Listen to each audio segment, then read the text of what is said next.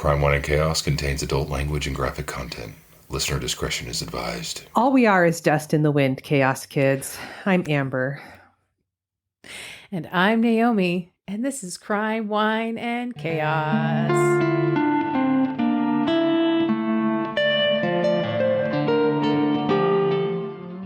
Mm-hmm. It's so true, you know? Yeah. Kansas, they were so real for that, yeah, you know? That's a banger. Mm-hmm. Yeah. You know that my high school boyfriend's mom dated one of the guys in Kansas, right? Stop it.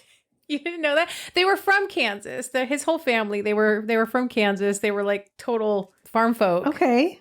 I didn't know that. And his mom was grew up in some small town in Kansas and dated one of the guys in the band. And was he in the band at that time? Who? Like, was Kansas a band at the time that she was dating him? Wow. I think they hadn't made it big yet, but yes. And then I remember one time I came over to their house and I said to her, "Hey, Kansas is playing at the Gorge this weekend. Guess who's coming to town and playing at the Gorge this weekend? Kansas." And her response was, "Those old guys." Good for her. They're still touring. Yeah. Oh, man.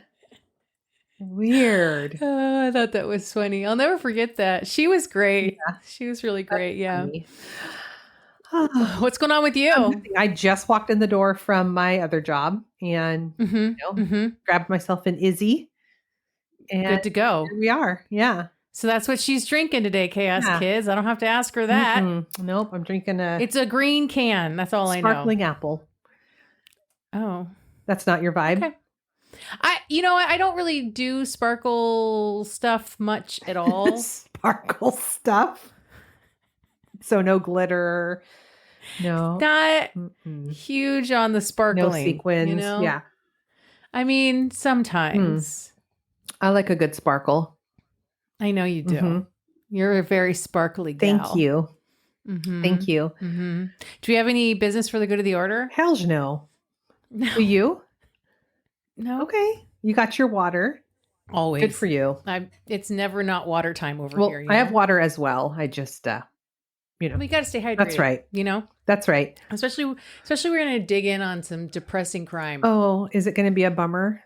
I mean, it's kind of a bummer. Yeah. And it's one where you end up kind of, Oh, no. I'd like to get your take on this one for sure. Okay. This is one where I was like, okay, Amber's take is going to be worth having. We'll have a little bit to talk about. Okay. So I'm going to tell you about the murder of Kenzie Houk. Okay. In February of 2009, 26-year-old Kenzie Houk was planning a life. She and her two young daughters, 7-year-old Janessa and 4-year-old Adeline, were living with Kenzie's fiance, Chris Brown, and Chris's 11-year-old son, Jordan. Okay. Kenzie and Chris were also expecting a baby of their own, a little boy the two had already named Christopher. Kenzie was just 2 weeks away from her due date. The blended family had been living together for 5 months in their Wampum farmhouse, about 45 miles north of Pittsburgh, after Kenzie and Chris had been dating for about 10 months. I did read in a couple different places that Kenzie and Chris had actually known each other since they were kids. Cute. Small town life, right? The 3 children related as siblings almost instantly. It was a smooth transition from 2 households to 1. This was notable on the part of Jordan, who had been an only child. Jordan's mom, Mildred Krause, was 4 months pregnant with him when she first entered a courtroom to fight Chris for custody. At that time, in March of 1997, Mildred filed a protection from abuse order against Chris, claiming he drank, did drugs, and had threatened to harm her.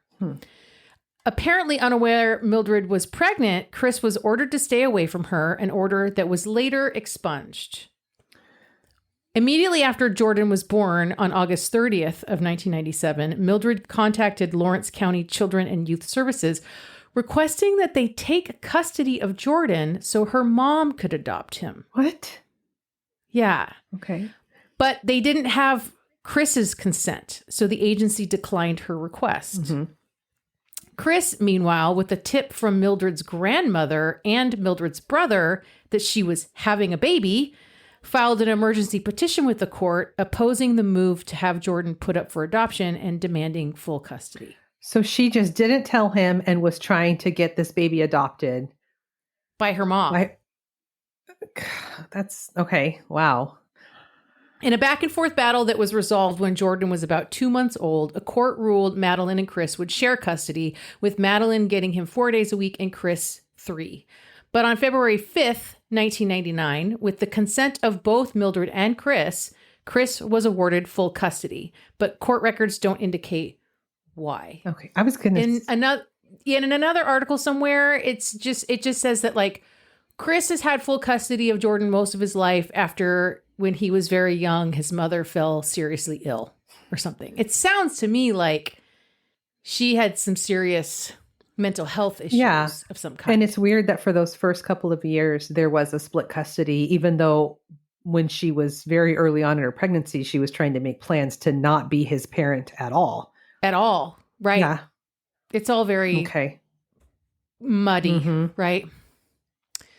Friends and family say that from February 1999 on, Mildred had very little contact with Jordan, and Chris and Jordan were very close. They spent much of their free time together in the woods nearby, and when Jordan was old enough, Chris started taking him hunting. For Christmas that winter, after the two families moved in together, December 2008, Chris bought Jordan a youth-sized 20-gauge shotgun. Okay. In early February, Jordan used that very shotgun to win a Valentine's Day turkey shoot. Oh. Jordan was also a very good student, and he played football as a quarterback. He also played baseball and was getting ready to, when he turned 12, get his first hunting license. Okay. Chris worked at the shipping department of a tableware company, and Kenzie was a hairstylist and a stay-at-home mom. Kenzie had been very dedicated to cultivating a relationship with Jordan. She loved being a mom and was very invested in taking on a motherly role for Jordan as well. And of course, so excited for baby Christopher to join the family. Mm-hmm. On Jordan's part, he also seemed to be taking well to the new family and even started calling Kenzie Mom. Oh, that's sweet. Friday morning, February 20th, 2009, was like any other weekday morning in the house. Well, Chris did wake up a little late that morning and was running late to get to work. And Kenzie was feeling slightly under the weather, and she asked Chris to stay home with her that day. Mm-hmm. So Chris took a little time to comfort Kenzie, but ultimately headed out for work. A few hours later, Chris would get a call to come home immediately. Oh, no. A call had come in to 911 shortly after 9 a.m. when tree trimmers that had arrived to work on the trees in Kenzie and Chris's yard were interrupted by a sobbing 4-year-old Adeline on the front porch. She told them her mom was dead. Oh, my God. Steve Cable, owner of Steve Cable's tree service in Brighton Township, said a stroke of luck brought him and his crew back to the property that day. They had not finished clearing firewood the night before and had to make an unscheduled trip back to the cattle farm. Wow. They returned around 9 a.m. Friday and worked until Adeline, wearing her pajamas, came to the front door crying. She said, "My mommy's dead," and that she wanted her brother and sister. She said her mom was in her bed and no one else was in the house. Oh my God, 4 years old. Can you imagine? No, poor little thing. Pennsylvania State Police arrived on the scene and found Kenzie dead in the bed that she shared with Chris. The initial thought was that she had had a medical emergency, that maybe she had hemorrhaged. She was very pregnant. Mm-hmm. So they didn't touch her or move her, trying to maintain integrity of the scene. And it wasn't until the coroner arrived and started taking photos that they realized that this was something else. Mm-hmm. The coroner soon realized that Kenzie had been shot in the back of the head. They did attempt CPR at that point, but it was way too late. Yeah. When Chris arrived and was informed that both Kenzie and not yet born Christopher were dead, he collapsed in the front yard. Chris was brought to the station and interrogated. Mm-hmm. His hands were swabbed for gunshot residue, and they came up clean. Plus, he was clearly at work when the homicide occurred. Right. Pennsylvania State Police picked up Jordan and Janessa from school at Mohawk Elementary and interviewed them both. Neither child said there was anything out of the ordinary that morning before they left, although Jordan did mention seeing a black truck near the garage. He didn't think anything of it at the time, assuming someone was there to do work on the property. Right. According to Jordan, Janessa woke him up that morning. He went downstairs, got his clothes, went to the bathroom, and got dressed. And then the two of them sat on the couch and waited in the living room until Kenzie told them to go catch the bus, that they would be late if they didn't leave right then. Mm-hmm. So they hurried up, went out the back door, down the driveway, and went to school. That was 8:15 a.m., a full 45 minutes before the tree cutters arrived. Okay. While the police did have questions for Adeline, they didn't actually interrogate her, of course. She was 4. Right. But she said that she woke to a loud sound and went to her mom and Chris's room looking for her mom and tried to wake Kenzie. When she couldn't, she realized something was really wrong and started to cry, running outside to encounter those tree cutters. Oh. At around 3:30 a.m. Saturday morning, so that night, Mm-hmm. just as Jordan and Chris were finally falling asleep after the events of that horrific day, Adeline and Janessa with Kenzie's parents, police banged on the door of the house and they had a warrant for Jordan's arrest. What? Okay. After the arrest, the house was searched. Police found handguns, rifles, and several rounds of ammunition. The thing is, in that rural area of Pennsylvania, it's fairly common most, especially boys, would grow up with learning to shoot firearms. Right. They also found the 20-gauge shotgun that belonged to Jordan. Investigators said the gun smelled like it had recently been fired. Okay. But didn't he got on the school bus though, right? Can't the bus driver and other kids confirm that he got on the school bus? Oh, he got on the school bus. It's all confirmed. Okay. But they believe the strongest piece of circumstantial evidence, what justified the arrest warrant, came from Janessa. Police say she initially said nothing unusual happened that morning before school. But when she was re-interviewed the third time after 17 hours of being awake, Right. police say she suddenly remembered that she had seen Jordan moving his guns that morning and that while waiting for Jordan to leave the house with her, she heard a boom and identified it as the sound of a gun. This doesn't even make sense. Her and her little sister are in the house. Wouldn't everybody go running towards that boom sound? This doesn't make sense. Adeline was asleep. But she said that she heard that woke her up, right? It did wake her up. And according to Adeline, it woke her up to go look for her mom, which was at 9 o'clock in the morning. Mm-hmm. Okay. They also said that in a second interview of Jordan, he added details to the description of the black truck he'd claimed to see on the property, telling investigators that there was a person inside with a hat on ducking down. Mm-hmm. Police said they found a 20-gauge shotgun shell casing in pristine condition next to the family's driveway and found some evidence of gunshot residue on Jordan's clothing. One officer would later say, quote, "I have never expected to have the murder weapon to be a shotgun. It's more of a weapon of opportunity. It's not a weapon that someone's going to carry across the field or carry up a driveway. It's 3 feet long." Mm-hmm. So I think the implication here is that this was further proof to them that Jordan did this because someone else wouldn't bring a shotgun to a murder. Okay, well, that's not true. And I don't like the stories changing thing because you're interrogating children. Children. Jordan is 11. Oh. Janessa is 7. God. He's a 5th grader. Yeah.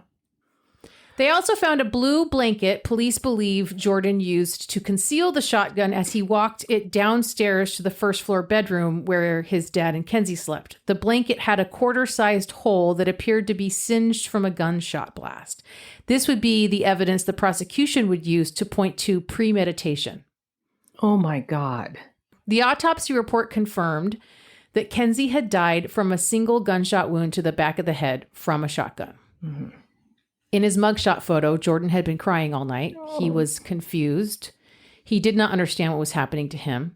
He went from the police station straight to county jail at 11 years old. Not even juvenile, but county jail. He went to county jail. Oh my God. His mugshot and his arrest gained widespread media attention. Wampum, a tiny town of 600 people, was on the map. Jordan was one of the youngest people in the U.S. to ever be arrested and charged with murder. Oh, my God. Kenzie's family were quick to speak to the press, sharing their shock at the loss of their beloved daughter and sister and her unborn baby, recalling seeing her and their grandkids, Chris and Jordan, just the night before when everyone had gathered at Kenzie's parents' house to celebrate Adeline's 4th birthday, talking about how excited everyone was for the baby to arrive and that Kenzie was so ready. She had all the baby things set and ready to go. Yeah. And her family was also ready to roll with the police's theory that Jordan had been the one that killed their daughter. Kenzie's family believes it's Jordan. Oh, God. They said that Kenzie had had problems with Jordan in the past. They said he was jealous of her and the new baby, and that he had told Kenzie's brother's son that he, quote, wanted to do that to her. But Chris was adamant that his son did not kill his fiancée. Yeah. When the police asked him if there was anyone that might want to kill Kenzie, he immediately told them about Adam Harvey. Oh, who's Adam Harvey? Chris said that Kenzie was afraid of Adam, and Kenzie and her family had a protective order against this guy. She got the order after Harvey left messages threatening to kill her and her family. Of course, Harvey denied those claims to the police. Harvey also drove a black truck. Jesus Christ. Hello?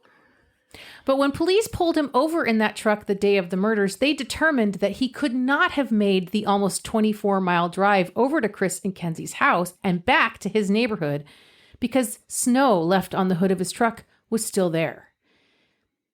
He also claimed he didn't know where she lived. No.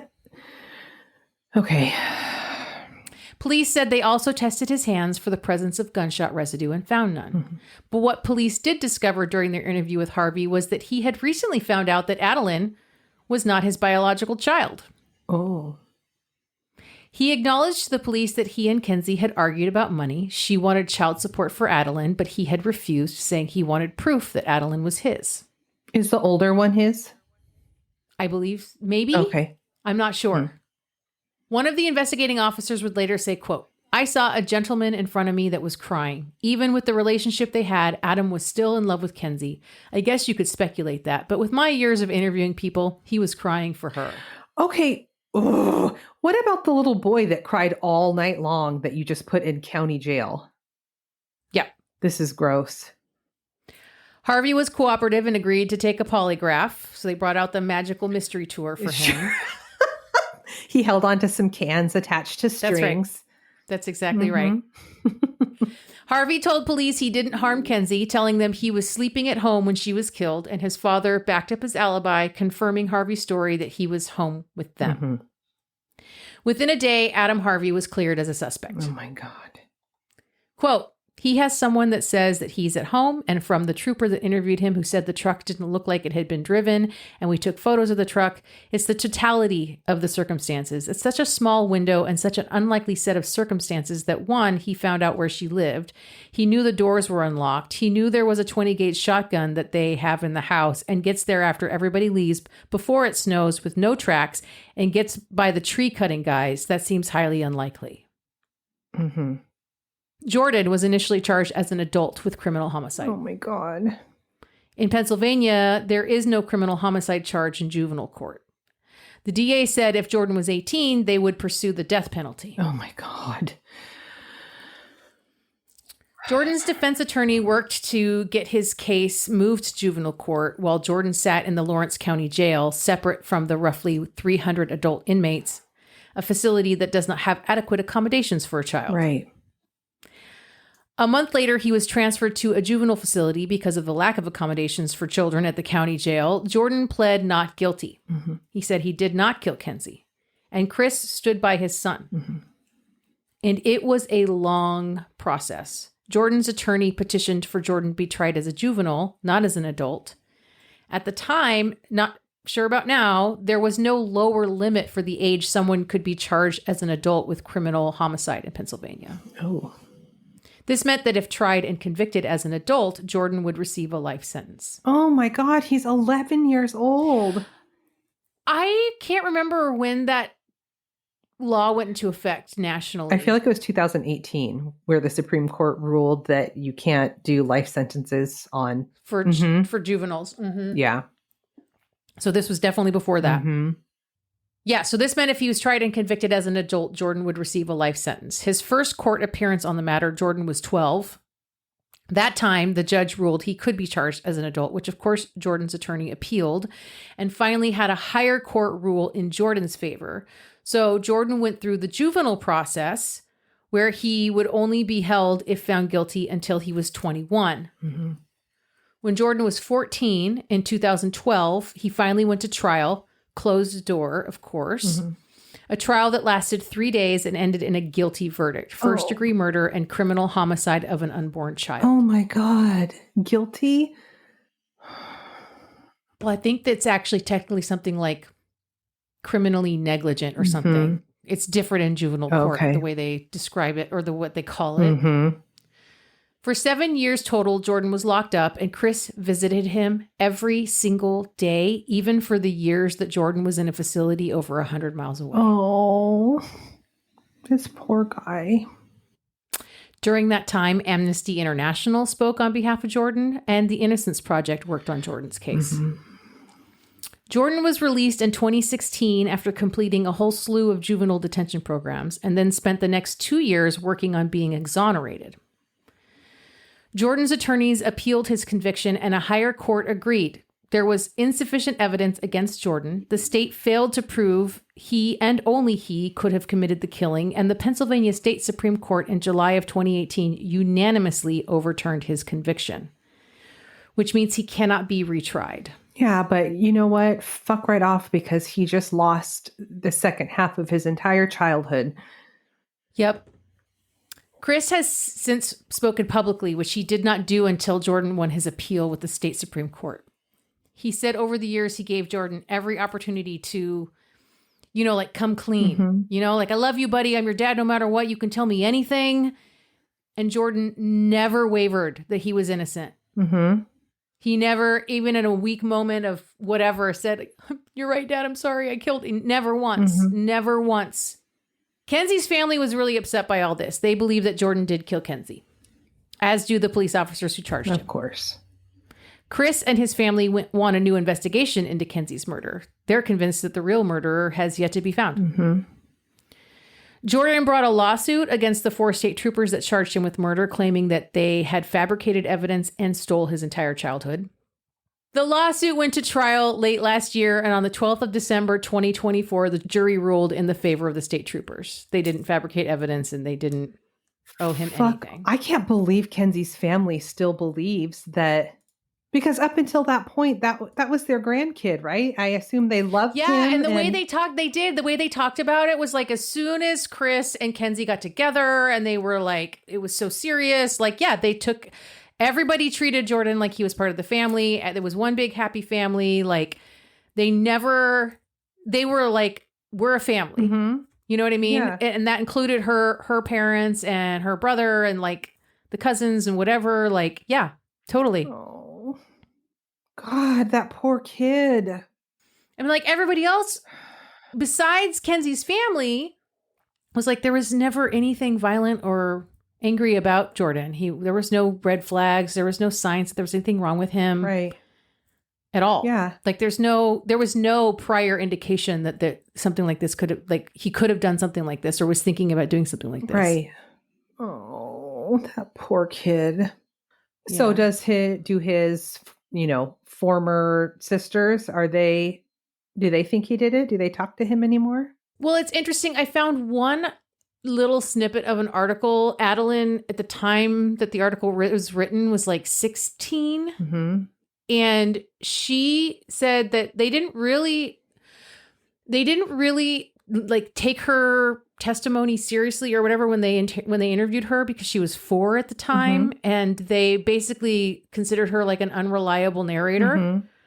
And she hadn't spoken publicly about it until she was like 16, like a little bit here and there with family. But she maintains that she woke up to the sound of something loud. Mm-hmm.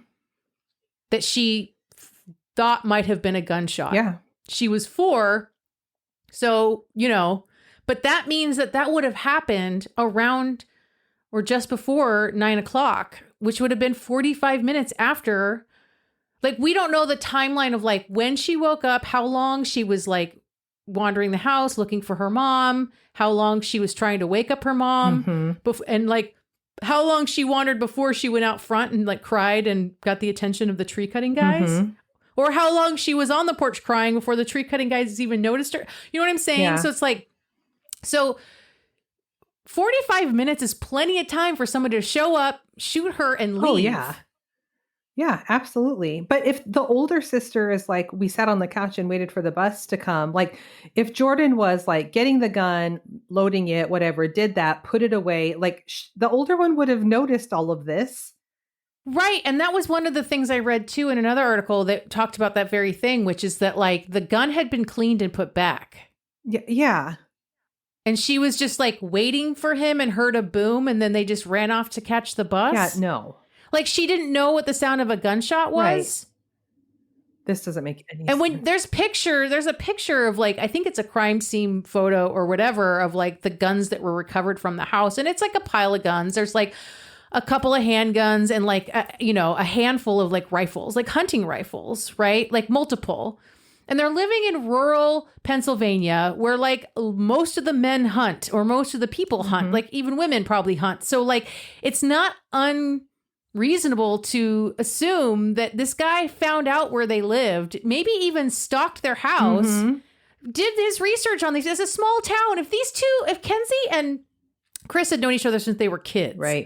Right. It would not be that hard for this guy, this Adam Harvey guy, to figure out like this guy hunts with his kids. Then he knows there's guns in the house. Yeah. And wait until the two older kids leave for their bus or whatever. Yes. Yeah. Yeah. I don't understand. That makes no sense. No, I agree. The whole thing is just, so it's interesting because at 16, Adeline is basically sticking to her story. Yeah. Which puts a huge wrench in the timeline. God, I hated that. I mean, I knew you would. Thanks. Yep. Thanks. Okay. Well, pivot? Or is it we're going to do like a hard pivot or like a soft pivot? It's a gentle pivot. Yeah. I mean, it's weird. Great. I'm going to tell you about the Doomsday cat cult. Did you say cat? That's right. As in felines. As in felines? Yeah, that's right. I am so excited. All right. We're going to. You know, the Egyptians worshipped cats. That's right. There's a reason for that. I know. I feel like I've been doing a lot of cults lately. I mean, I guess it's cult season. That's right. It's cult season. Happy cult season. All right. We're going to start with Mark Walker. Okay.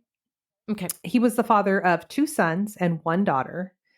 And Mary also had 2 sons and 1 daughter. So the couple met and instantly were just like connected.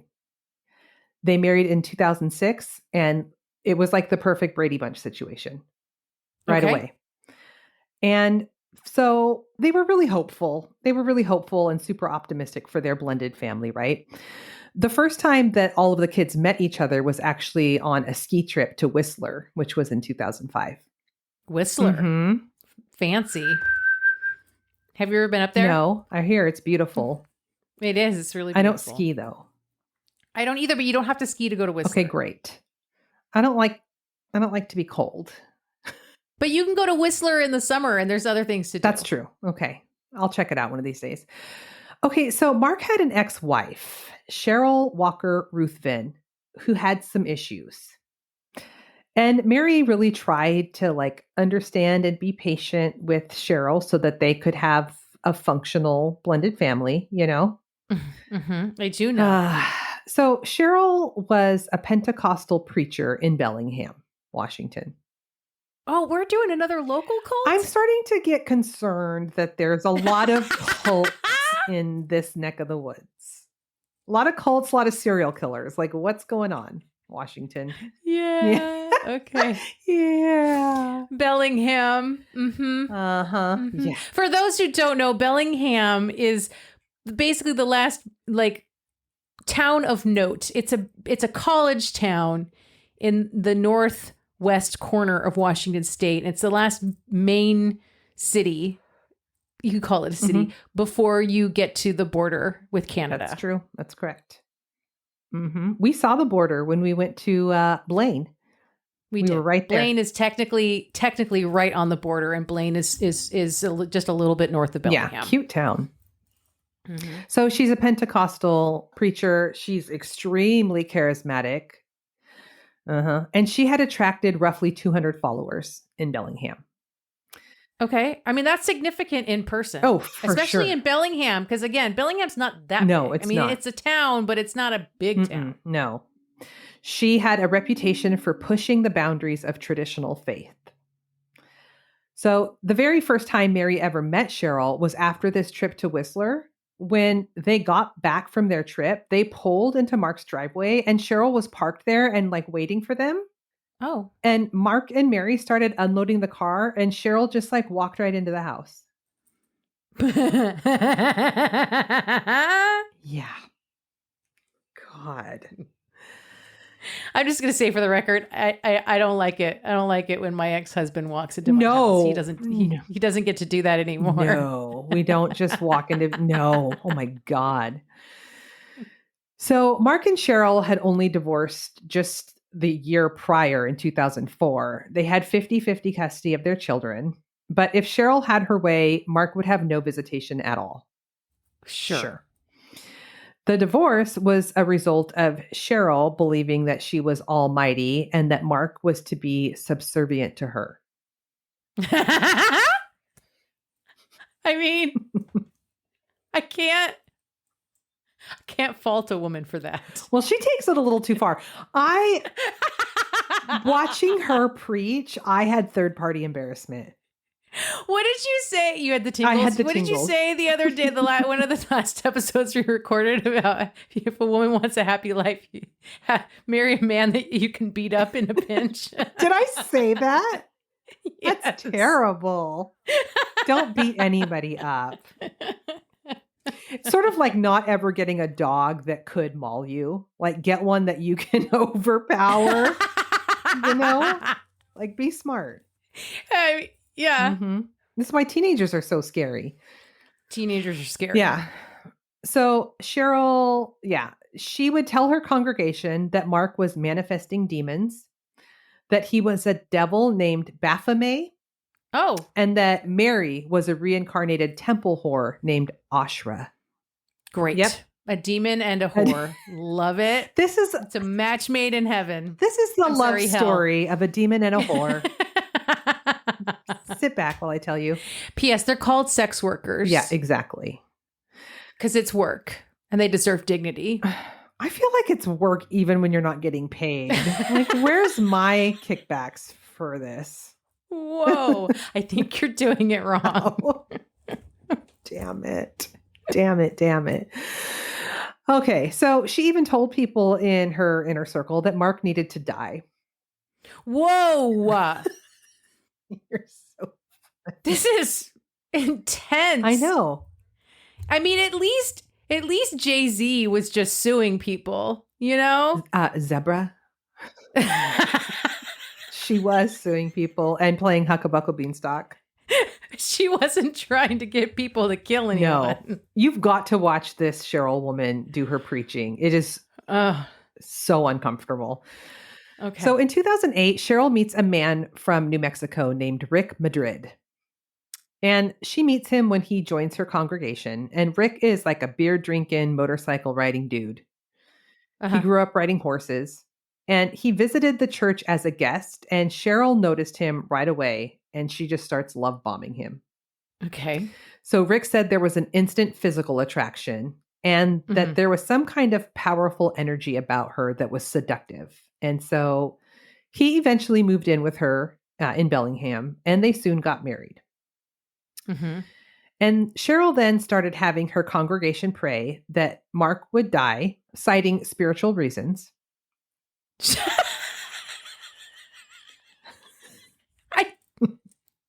I'm sorry, that's not... And Rick really believed that like Sheryl was powerful and that Mark would just fall over dead one day, like spontaneously combust. I don't know. Look, there's evidence to the power of prayer, and especially when people pray together. But I mean, I'm not going to say it's not possible, because what do we know? I mean, what the bleep do we know? You know what I'm saying? Mm-hmm. I mean, but still, this seems counter to a spiritual narrative. That's all I'm saying. Yeah, a lot of things are counter to a spirit. So is suing people left and right. Agreed. Mm-hmm. Agreed. Yeah. But also not nearly as deadly. No. Yeah. So Sheryl told Rick more than once that Mark was supposed to die. And if it wasn't happening, then she was going to start to like recruit Rick to assist with Mark's death. Like the spirits need a little push. Mm-hmm. Oh, no. And you don't say no to the prophet. You don't. Sure. Mm-hmm. Sure. So Sheryl buys an assault rifle and her and Rick start doing target practice. I know that doesn't sound like a spiritual mishap. Like, we're going to encourage it along. Let me get an assault rifle. What? Oh, so finally one day Rick goes to Mark and Mary's neighborhood and parks down the street. And Mark and Mary are outside doing yard work. And Rick contemplates shooting Mark, but for whatever reason, he changed his mind. God spoke to him. Mark and Mary learned about this years later. They had no idea that they were that close to being just ambushed. Jesus. Isn't that spooky to think you could just be doing yard work and somebody is down the street just doing yard work with a rifle pointed at you? What? It's insane. It's insane. God damn. Yeah. So over the years, Mark's children start spending more and more time with their mom until eventually they are fully indoctrinated into the cult and they're no longer speaking to their dad. Oh, I know. It's such a fucking bummer, man. Yeah. Sheryl even has the kids talking about different ways that they could kill their dad. What? Mm-hmm. Oh my God. Yeah. Rick Madrid eventually ends up getting away from Sheryl and he's like, I can't even believe that I almost pulled that trigger. He's like very grateful that he didn't, right? Yeah. Right. But Sheryl was like, you're useless. Get out of here. Right. Yeah. So back to this congregation. So she liked to publicly humiliate people. If you spoke poorly of her and she found out, you were like in serious trouble. She would call you out in front of the entire congregation. This is so godly. Mm-hmm, mm-hmm. So Mark first met Sheryl in Spokane, Washington in 1984. She was working at Nordstrom's. She's like blonde and tall and thin and, very charismatic, attractive. Mark was only 23 at the time. And after only 6 months of dating, the two got married. Mm-hmm. 10 months after they were married, they had their first child, Colin. Then 3 years later, they had Landon. And then 6 years later, Olivia. Mark said he was raised very conservative and he always wanted to go to church, but Sheryl wasn't interested. Okay. That was until she found that she was really interested in Gates of Praise. This was a congregation that she came upon. Okay. And at this church, people were speaking in tongues and doing like exorcisms. Mm-hmm, and Mark was like, this is not what I had in mind. Right. Yeah. Right. It's so funny. Every time you're just like, yep. Like, so, Gates of Praise. Everything's tracking so far. It is. I'm glad it's tracking for one of us. Gates of Praise was led by a woman named Debbie Lynch, and Sheryl was like mesmerized by her. They became extremely close, and Mark said that it was so close that it felt like an affair. Sure. Yeah. So Debbie made Sheryl the associate pastor. In 2009, she splits with Debbie and starts her own church called Freedom Fire Ministries. Okay. Yeah. And Mark was kind of confused by this because she had like no religious background. She'd never read the Bible. And now she's like starting her own church, right? Sure. But people believed that she was the prophet. The prophet of what? Like, what does that mean? Not taking questions at this time. I don't know. Freedom Fire Ministries also has this like almost United States patriotic ring to it at the same time. Is there like a flag and an eagle involved in the just cat like symbolism? Okay, just cat. Okay. Okay. So the church started out as sort of mainstream Christianity, but it didn't stay that way for long. It started getting wild, started getting weird. Sure. There was a lot of talk about the end times and a sense of dread, and the only salvation was to follow Sheryl. Mark didn't believe in any of this shit that she was doing, but he was afraid for his children. And he wanted to stay close to them. So he kind of just was like, for a while. Yeah. Yeah. But it got so bad that Mark knew that he had to get out of this marriage. And so he filed for the divorce. But the 50-50 custody meant that Sheryl, had 50% power over their little brains, and not good. So her congregation starts obviously turning into a cult. And Sheryl is described as having a unique ability to see the needs and desires of other people and prey on them. Every cult leader. That's always that is the cookie cutter cutout of a successful cult leader. Totally. People are like super enamored by her, and she like draws people in. But how she used it was horrible. She had people believe that if they left her congregation, they would be killed in some horrible accident. Right. Yeah. I don't know why I find your responses to me so hilarious. Yeah. Yeah. You're just like so in the know. I love it. God. So she's still just kind of all over the place about what she's preaching about. Like one person described it as like it was Christianity and then like sort of pagan and then sort of like Catholic, but then also like some ancient. It was just a grab bag. It's just a potpourri, if you will. a potpourri. Potpourri, if you will. The pointy hat and the fancy shoes. That's right. Yep, that's right. So one day she starts preaching that it's time to adopt cats. I mean, I'll never say no to that. I can't disagree with that at all. Samesies. So ancient Egyptians believed that cats were vessels that could be inhabited by their gods. Yes. But Cheryl's interpretation of this is a little off. She said that cats were gods, and if people save all the cats, they are basically saving everyone from the apocalypse. So Sure. Okay. All right. That's when she changed the congregation name to Eva's Eden, a cage-free cat shelter. Yep. So now we're a hybrid business. We're a shelter and a congregation called Eva's Eden. Okay. So Cheryl's people would travel around Washington to different shelters and take other cats that were scheduled to be euthanized. And they would all take them to their homes to get them back to like a healthy place and then take them to Eva's Eden. Okay. So she's taking Crazy Cat Lady to like a whole new level. For sure. Yeah. And she's making everybody be crazy cat ladies. Right. Yeah. So people from the public would come to Eva's Eden on the weekend and like adopt cats. But Sheryl became obsessive about like the cat hoarding. Sure. Eva's Eden could accumulate 30 to 50 cats at once. And she demanded that people in her congregation drop whatever they are doing, even if they were at work or at home with their kids. If a cat needed to be picked up at any time, day or night, you are expected to do it, period. And when you get these cats home, they are your number one priority. I don't care if you have a partner. I don't care if you have children. I don't care. Like your life is dedicated to these cats. I mean, they're gods, Amber. Yeah.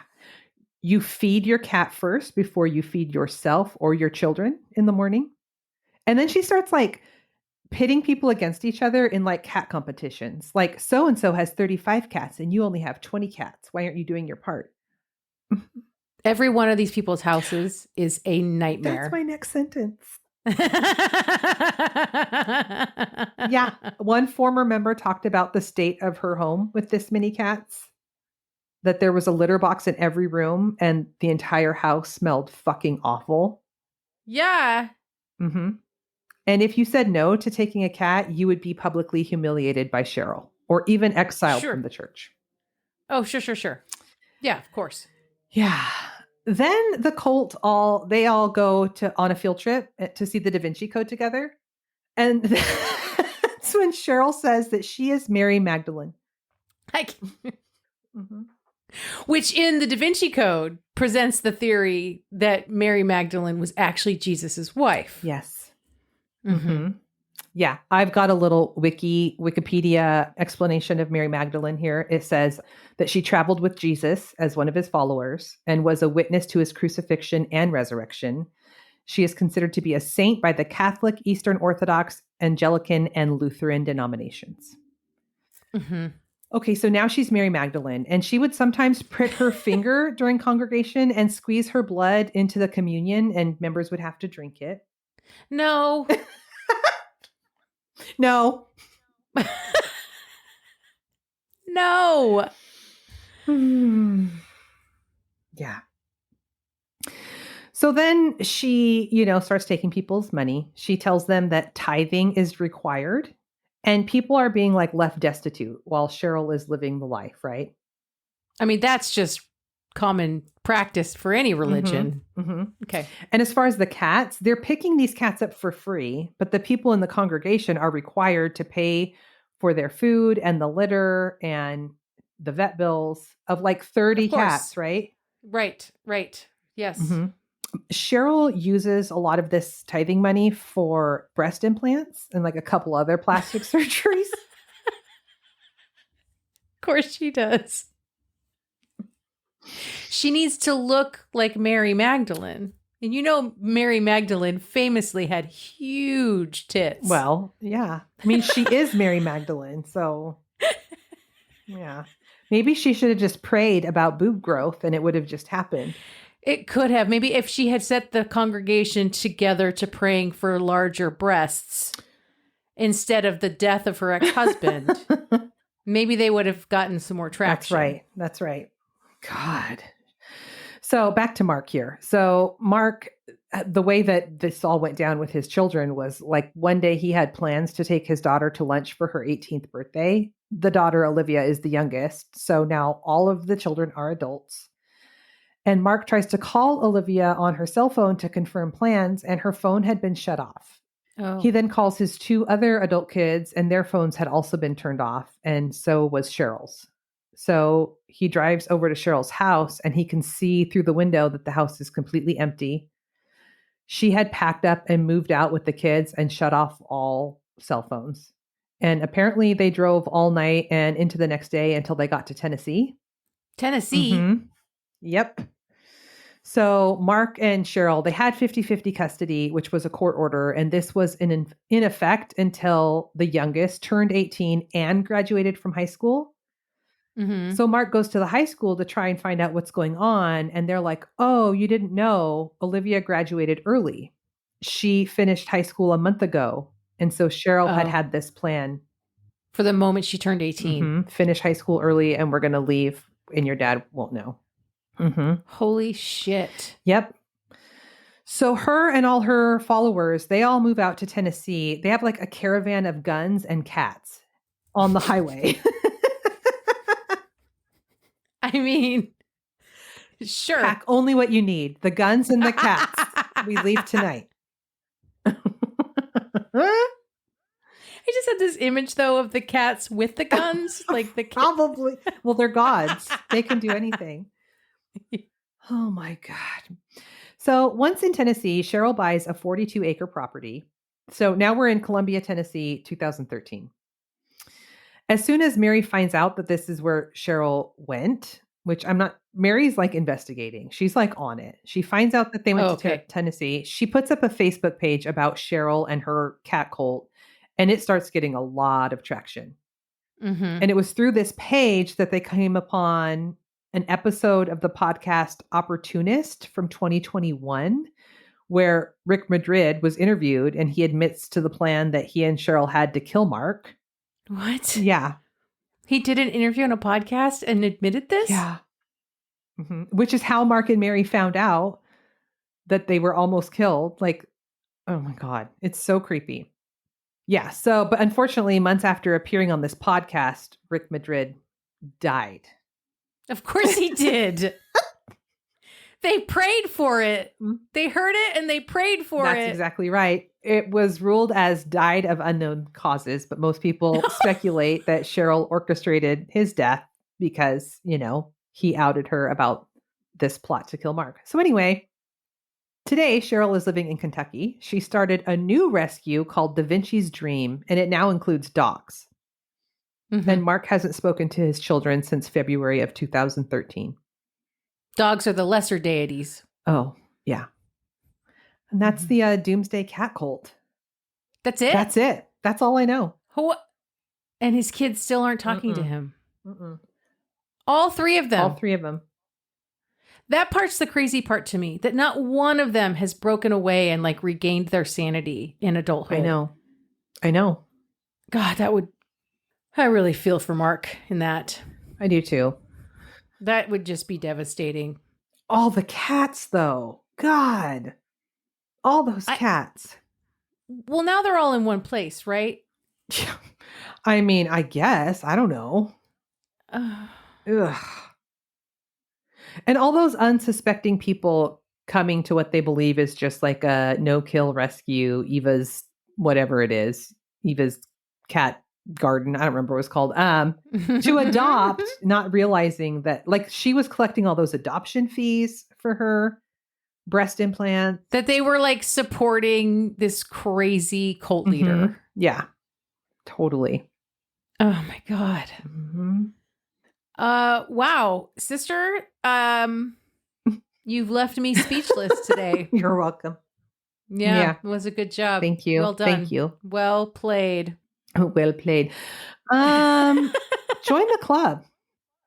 Please come join the club. We've got a bonus episode every month, and the new episodes every week drop a day early over there for club members. Mm-hmm.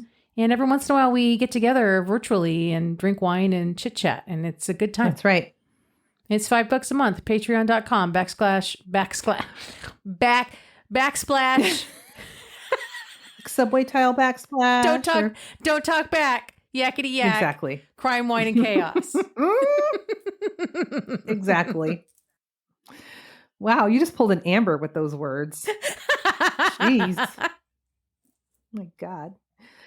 Give us a review. We love a review wherever you listen to us. You can review us if you're listening to us on an Apple product. Then you can actually typey one for us, which we love that. Yeah. That makes our day. You can email us at crimewineandchaos@gmail.com.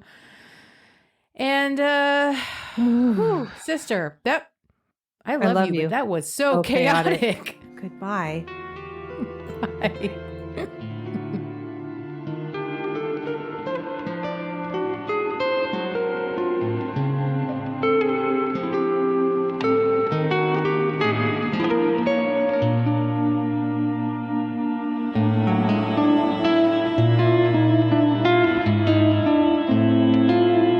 Crime, Wine, and Chaos is produced by 8th Direction Records. Artwork by Joshua M. Davis. Music by Paul Abner. If you would like to support the show, you can visit our Patreon page at crimewineandchaos.com/Patreon. Cheers. Oh, I'm so sorry. My God. Fucking amateur hour over here. Mm-hmm.